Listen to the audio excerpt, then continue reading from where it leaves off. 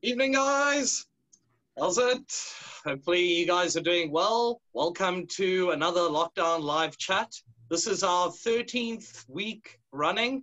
Kind of crazy to think that we've been doing this since June, but yeah, here we are, still in lockdown level 1 here in SA. So let's see how that rolls. As usual, joined with my awesome co-host, man of many traits from Cerdus, Aberrant Anomaly, Momentum, Helica. Okay, we could go on and on. Welcome, Alec. How's it? Good to see you. Yeah, it's good to see you as well, man. Yeah, how things going in Joburg? It's a little hotter today, so I've actually, for this call, turned off the aircon because I don't want that residual noise. And it's going to just I can feel the heat already, you know, Good times. Summer in South Africa. What a time to be alive. Yep. Okay, so yeah, enough BS. Let's get down to the nitty gritty. Today we're joined with our awesome guests, somebody who I have seen literally, I think the last time we spoke was in January. This is Wian and Marco of Abaddon. Greetings, guys. Welcome. Yeah, thanks. Yeah. Like I said, it's been ages since we spoke. Like we spoke about, I think February being the last time. So yeah, how has lockdown been treating the Abaddon camp? Well, start of lockdown, I think like with most of the bands and everybody was a bit slow since not being able to move around at all. I think for about 3 months or so we didn't really practice or do anything Abaddon wise, well, live, or being able to get together as a band and jam or write. But yeah, from there, when we were able to start moving around, getting back to the band, it actually helped a bit, I think, not being able to gig all the time. Since we were halfway through the new album, it actually gave us some time to sit together and spend time on that. Yeah, writing some new material and because our guitarist doing our recordings, so it gives him a lot of time to focus on our album and the production and everything like that. So yeah, it's good in that sense. Yeah. Nice. Well, I mean, yeah, I guess so. You guys just started the hype train going on the second album, the long-awaited album, after 2 years of quiet after the Fractured Race. You guys have a new album called Rise of Terror set for release. And I guess anybody that's tuning in now, we kind of hinted the clickbait, but yeah, it'll be released over Halloween weekend, end of October. So yeah, Rise of Terror. I guess we could direct this to you, Wian. Tell us a little bit about the concept and the theme around the album this time around. Well, like the name suggests, the theme is mostly terror, about everything human terror, starting from the 1100s with the first song called Rise of Terror, starting with Columbus and the Crusades and the way the Catholics handled most of the world with pretty much taking over atrocities that they've committed and gotten away with since back then, and going over to modern days about war, murder, just basically human terror into more specific human terrors like night terrors and what you're personally afraid of. So it ranges through that, bit of variety. And then also some horror stories, some myths, a little bit of everything. The first half of the album is more specifically history-related terrors, where the second one is more modern and personal terror.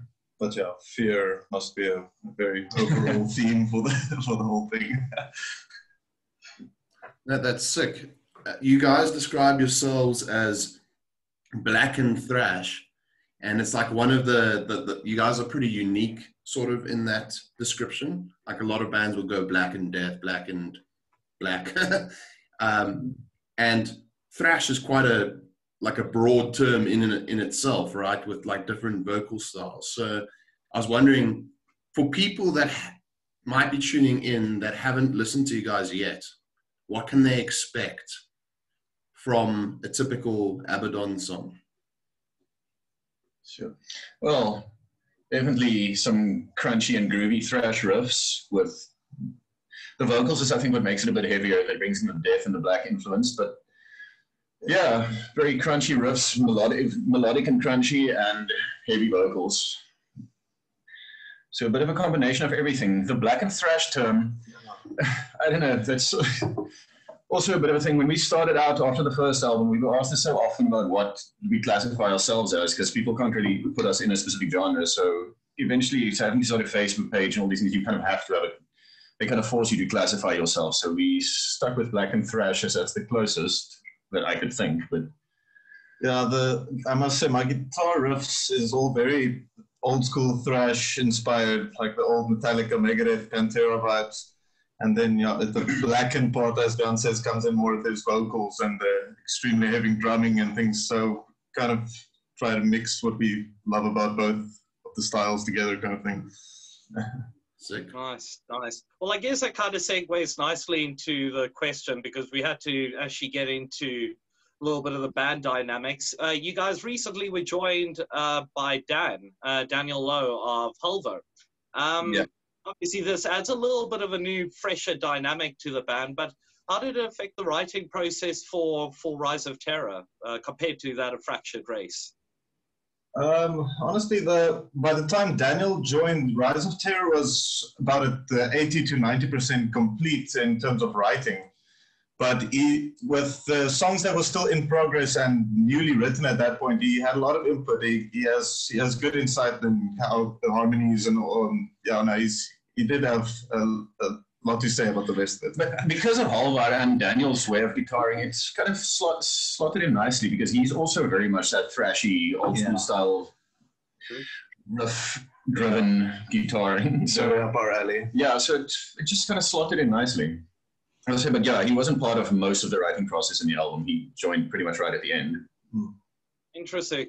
Well, I mean, I guess that kind of works with the next question I had in mind. I mean, we got a little bit of a taste of some new music with the lockdown video of One-Eyed Witch. I'm wondering what can we expect from the new album moving forward? You know, obviously, like you said, was halfway, 3/4 written by the time Dan came in. So how's this a little bit different from the previous?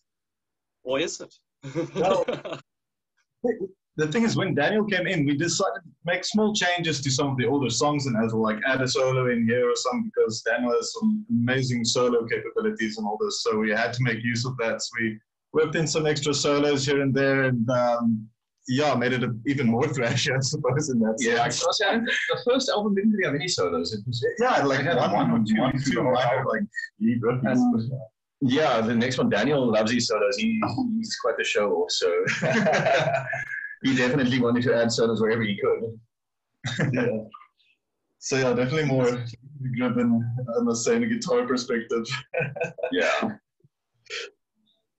Well, yeah, I'm sure it's going to have a lot of crunch. I believe he was involved a little bit more proactively in the production on the album also now, which adds a little bit of a new color to it. I mean, sound-wise, how's the sound compared to the first one so far, from what you guys have heard? Sure. Well, we actually listened to both of them last night, comparing it. I don't know.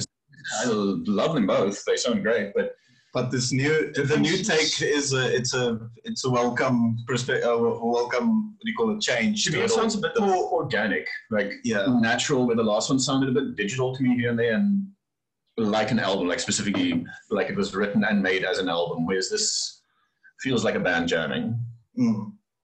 Definitely. That's cool. On the notes of like recording and whatnot, like there's obviously lots of different ways to do it. So in terms of drums and stuff, did you track drums, program drums, and like the writing process there? The drums are all programmed.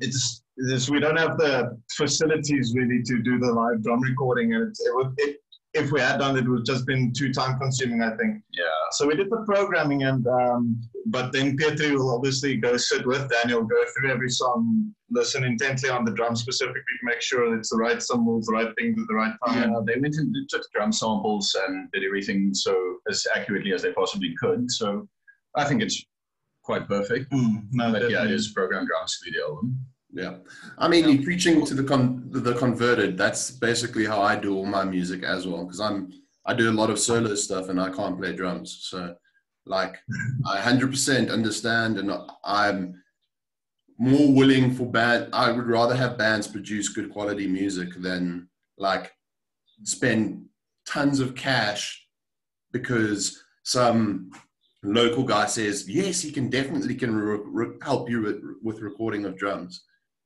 Then you end up cutting two That's songs. horror stories. That actually happened with our first album. We started recording that. We were in a studio in Cape Town. I don't know which studio we were at.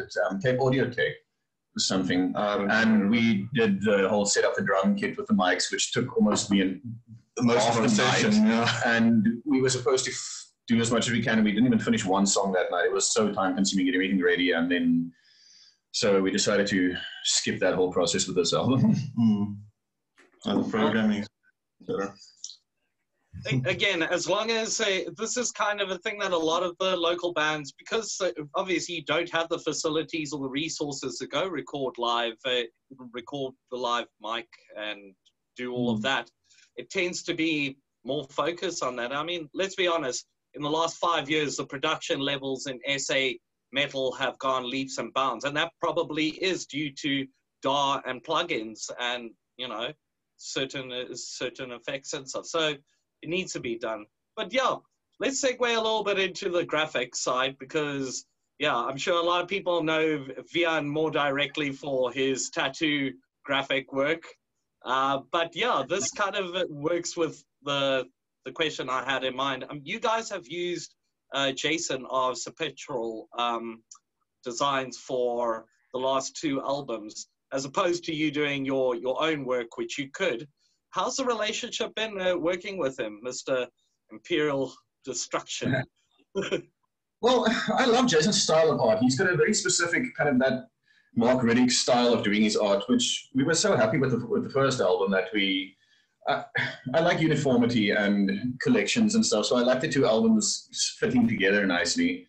That's why I definitely wanted to use Jason again. So I pretty much draw up the design of the album roughly and all the specific elements I want to have in the cover, and then I give it over to Jason, and he kind of does his thing and turns it into his design style, and then I'll just fix little things here and there or tell him what to do and give him a bit of a bad time and screw him around as much as I can.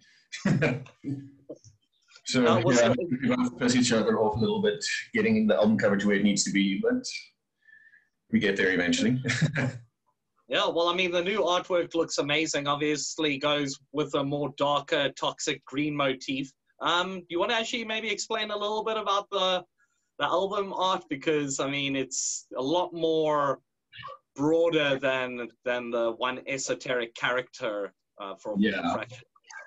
Yeah, that was the difficult one with this one, is trying to incorporate. I wanted to bring a little bit of every song into the album cover, which is difficult because it can, and it makes it a bit messy and busy. So we try not to have too many main characters. We have the main guy in the middle, which is the Plague Doctor. And then around it, I don't know if we can actually do a screen share of the album to explain it maybe a bit better. Should we try that? Yeah, let's try sharing. I can show because it's host disabled participant screen sharing. See where that's breaking new grounds here. We don't even know if this is going to work, but imagine. Let's see. Where do I? I've tried this at some point. You see, this is what I'm talking about. Participants. If you go on participants, you can. Yeah, now we're host. Now I can share. Great. All right. Yeah, you can tell us when you see the screen here. Can you see the there cover? we go. Yeah. There we go. That's pretty much the layout of the new album. I don't know if you can see the mouse cursor. I'm Yes, still hiding. Well, yeah, the main character here, as you can see, is the Plague Doctor, which it's reference to one of our songs called Black Death, about the bubonic plague. And most of the whole first half of the album kind of is set in that era, starting from the Catholics, the Crusades with Columbus's missions and conversions and taking over to the Inquisition, the Spanish Inquisition, all that, and the Black Death falls into that era nicely. So I thought that I always loved the Plague Doctor mask, so I wanted that as a main feature. So that guy as the main feature, then with little references to each of the others, most of the other songs on the side. As you can see here on this side, we have the evil-looking Catholic priest with the witch burning behind him, both references to that era as well. And then this side is more the horror side, the mythological side and the storytelling, which is one of our songs called Demon and One-Eyed Witch, this figure hidden in the background here. So, yeah, it's a bit busier than the first one, but I'm quite happy with how Jason incorporated everything, and the quality is amazing. Oh, shit. So you can see if you can zoom in, you can see every character quite nicely. Yeah. But super detailed. Detailed. Yeah, and that's something that I think that Jason is just amazing at, is getting all those little fine details in. Yeah, we've also been wondering, because of this level of detail in this album, it would be great to like have a special edition LP, like say 10 or so, just do a vinyl thing, just because just you can bring the detail in this artwork out a bit, because a lot goes missing, I think, on the smaller CD covers. Yeah, definitely.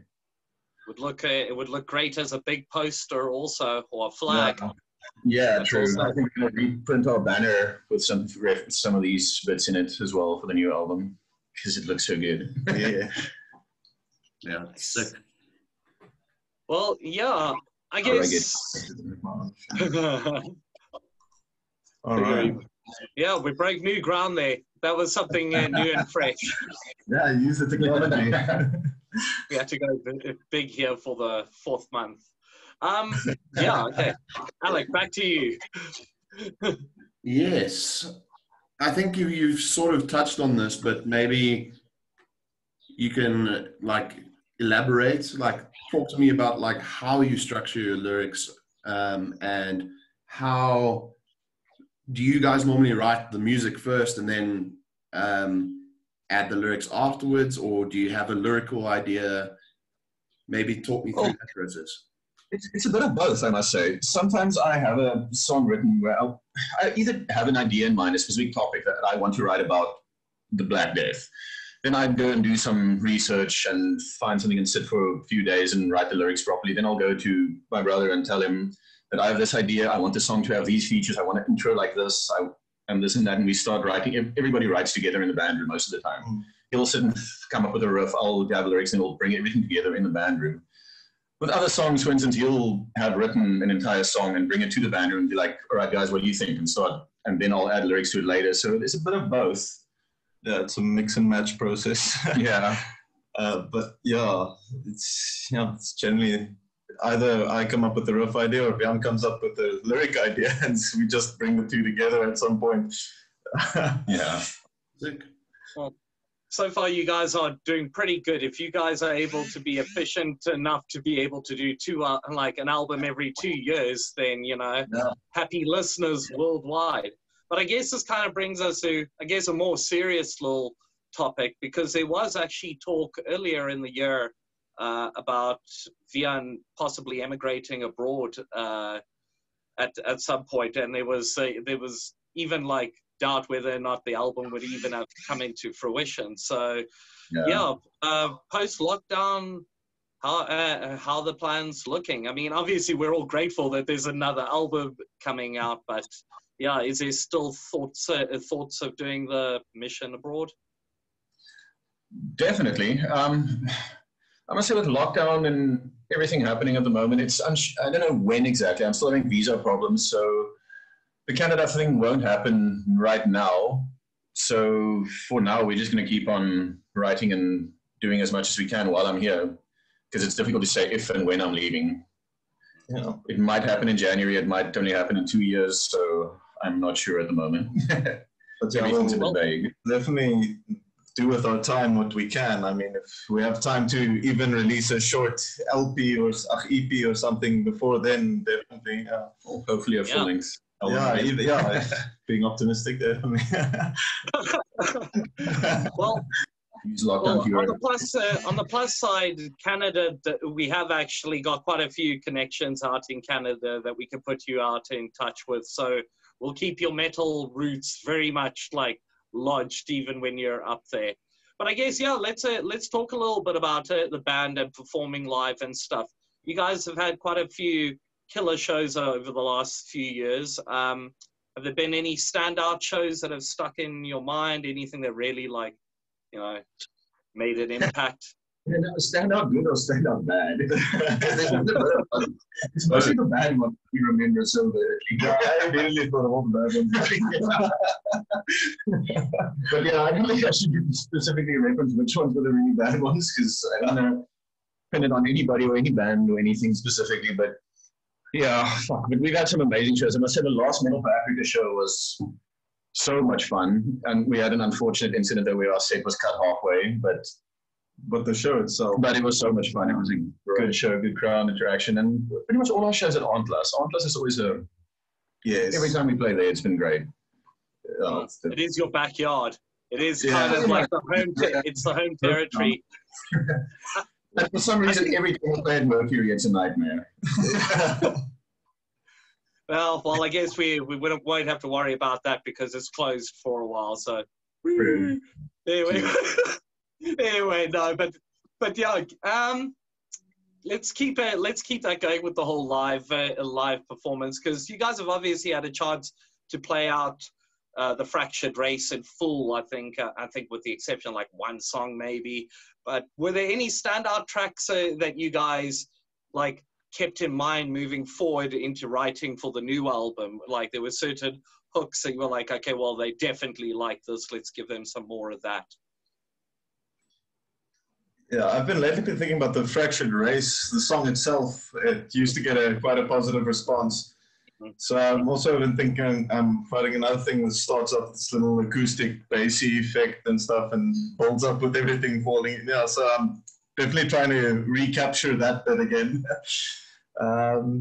But yeah, other than that, we write what we feel at the moment. Yeah, I must say that we never really try to do anything specific with most things, with our style, with the genre. I mean, we don't try to be or try to do anything specific. We just kind of get together and write what feels good and what.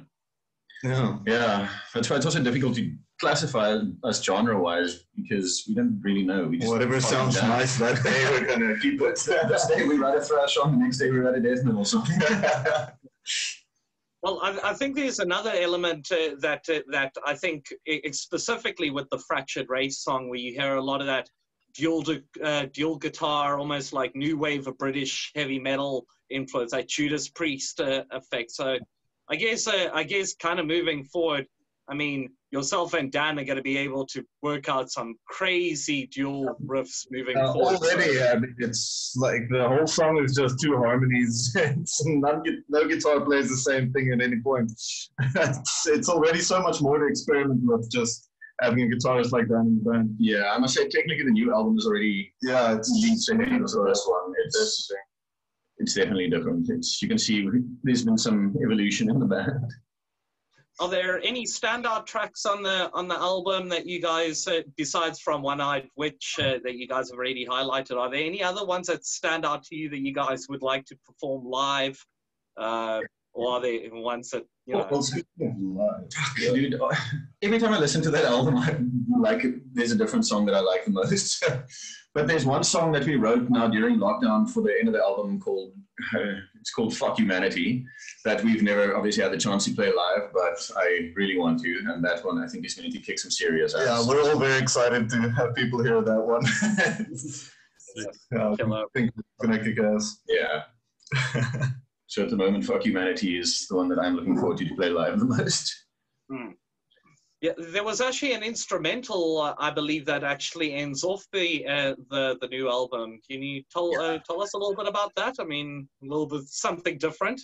Yeah, actually, when you asked about Daniel's input to the band, that song he basically wrote 99% of it. I mean, I think I did a small solo at the end, but the rest of it's all his handiwork. So that's his way of ending off the album for us, I suppose. So, but yeah. A brilliant piece. I mean, the guitars just work so great together. I mean, we play the same riff on this different part of the fretboard the whole song through. It sounds amazing. Daniel did not want it as an instrumental though, but we wanted to release the album in April already, and we were so far behind schedule, and I wasn't 100% sure about lyrics yet, and album was quite nearly done, so I didn't want to. Daniel just wanted to kept on insisting that he wanted to make this a song, a full song, not just an instrumental, and I wanted the album to end off with an instrumental.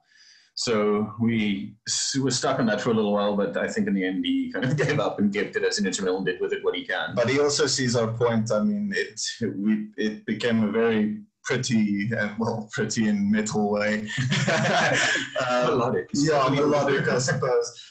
But yeah, it's perfect, I think. But I think it's a perfect way to end the album.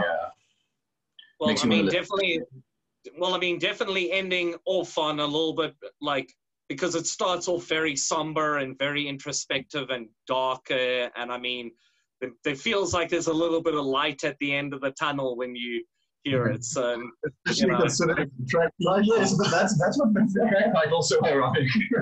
With this beautiful calm, with the song just called The Extinction Solution, which kind of references to the only time we will ever have peace as humanity is when we're gone.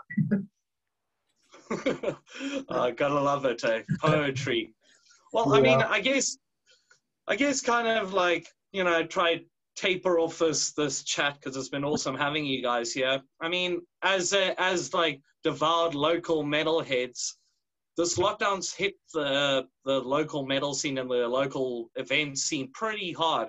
What do you guys think the future is for the local? We can think Cape Town, but we can also think South Africa after this whole post-COVID for metal concerts and getting people back into the events, as they slowly start to open up. Yeah, well, firstly, so many of the venues have taken a hit now. I mean, we've lost a few venues where we usually played with. Now, which were limited. It was already limited. Now it's very limited. Yeah, now almost. So it kind of depends on what's available to play live at. Otherwise, bands are going to have to start making their own plans to host their own live events. Like I know Wian was always on a mission to do things like that with Ellington that he hosted, and that man's always on a mission to advance South African metal. But I think bands are going to have to start doing that by themselves for a little bit, especially after COVID, depending on how many places are still open to play at and how many people are allowed. Yeah. Definitely. Well, I mean, there is talk of the next Summerfest also being a lockdown event, like a lockdown streaming event. But Patrick has mentioned that Ellington's, believe it's Ellington's, Trenchtown and Observatory, and Metronome in Durbanville will all be having small live streaming events happening to host like just a small crowd. So you know that those three places will still be kind of representing, but it's definitely going to be interesting moving forward. But besides from that, I think Alec, I think we've done good for tonight. What do you think? Yeah, no, it's awesome. Guys, Wian, Marco, it's been awesome having you guys on the show.